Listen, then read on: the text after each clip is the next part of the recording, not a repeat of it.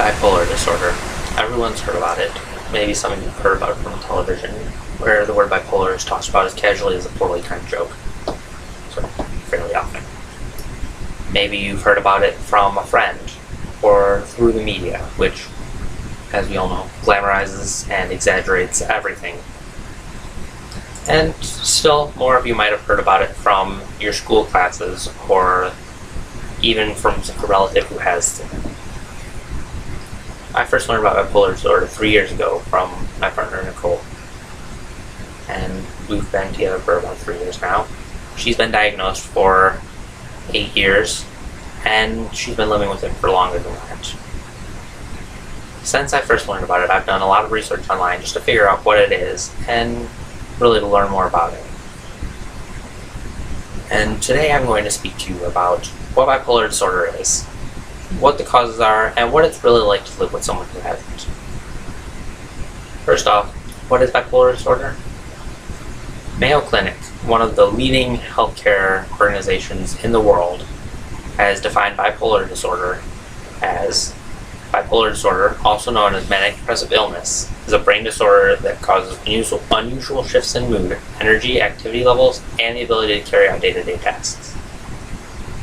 There are two different mood stages for bipolar disorder. The first is the manic, which is the high mood, which is characterized by an increase in energy, an increase in activity, and this may sound good, but it's also characterized by an increase in risk-taking behavior and just in poor decision-making in general.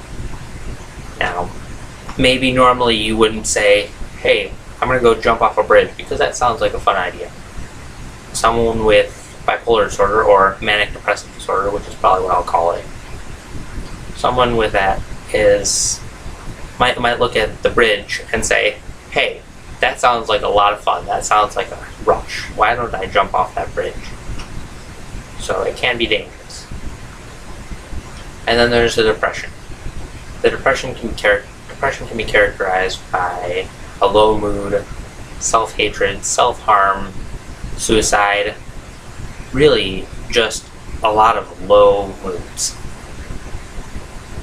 And there are two types of bipolar disorder. Bipolar 1, which is characterized by a brief state of both mania and depression. Bipolar 2, which might have a less pronounced manic state, but it also has a deeper-seated and longer-lasting depression. Now that we know a little bit about what bipolar disorder is, we're going to speak a little bit about the causes of bipolar disorder, or the potential causes. There is no proven cause of bipolar disorder as of right now. There's nothing that is definitive, but the evidence is pretty convincing. The first potential cause is the chemicals in your brain. According to WebMD, a deficiency in any of 3 chemicals in the brain is present in almost every case of bipolar disorder. Those 3 chemicals are serotonin, norepinephrine, and dopamine. And the big one here is serotonin, which is related to how tired you are and how much you sleep. A deficiency in this can lead to less sleep, which can lead to a triggering of a manic state, which will lead to less sleep and more of a manic state, and so on and so forth. The next big thing is genetics. Between a parent and a child, there's a 50% chance of the child having a mental illness if the parent did. Now, if you have a twin, you're at about a 75% chance of being diagnosed if they are. And the real kicker here is that almost everyone who participated in a scientific study that was looking at relatives and family has had someone in their family diagnosed with a mental illness at some point. So it does look like there's some evidence for genetics. The third thing is the environment. If you're raised by a bipolar parent, then there is a much greater chance of you developing a mental illness. Not necessarily bipolar disorder, but a mental illness in general. There's a big chance of you developing it if your parent hasn't. And the other big thing here is the age of the father. As the age of the father increases, say maybe someone had a dad who was 20 and somebody had a dad who was 50. That child who had the dad who was 50, they're about 40% more likely to develop a mental disorder just because of the age of the father. Now that we know a little bit about the causes, I'm going to talk on what it's actually like to live with someone who has bipolar disorder, because it's certainly different. As I said, I've been with my partner Nicole for 3 years now. We haven't been living together the whole time, but we were together and practically living together the whole time.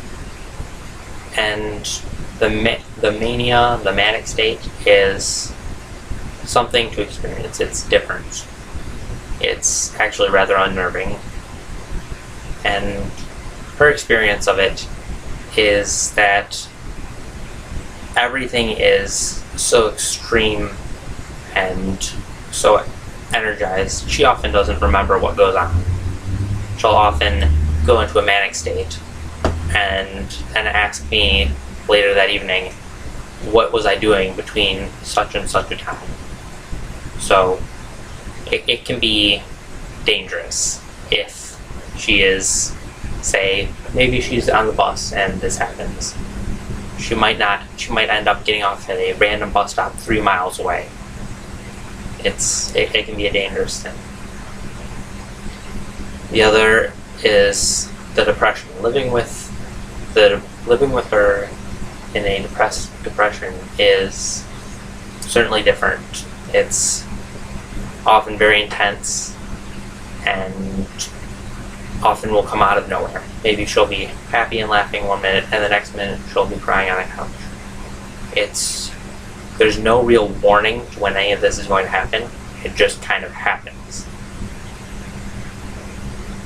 In conclusion, now you know about bipolar disorder, what it is, what might cause it, and what it's like to live with bipolar disorder.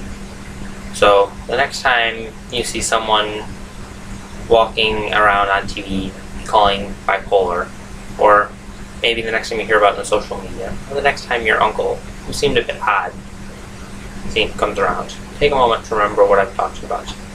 Maybe it will help you understand what it means the next time someone tells you they have bipolar.